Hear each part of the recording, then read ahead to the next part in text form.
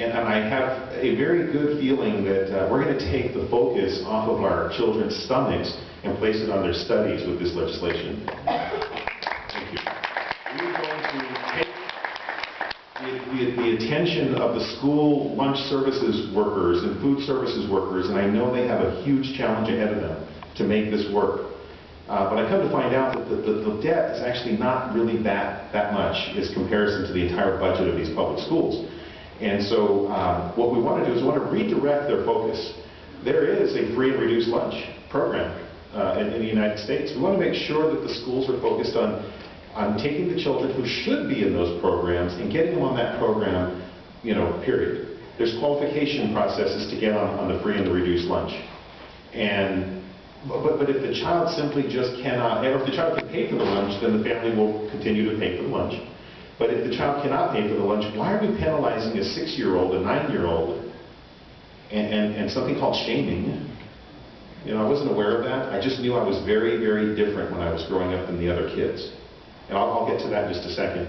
But why would we shame these children? Because they carry that through the rest of their lives, whether we want to believe it or not. They see themselves very differently. Maybe some don't think they're quite as good. And I'll bet you anything, if we were to track those kids all the way to the end, they're the ones that we're seeing from a domestic violence standpoint, crime and punishment, obesity, health-related risks, teen pregnancy, all of these other things. And so I think that if we focus on feeding the children lunch, it's a very simple concept. We all get hungry in the middle of the day. I can't imagine going into the second half of my day like a battle ram trying to get things done in the state senate if I'm hungry. But I can remember those days, and I'll never forget those days, and I think you all feel the same way or you wouldn't be here today.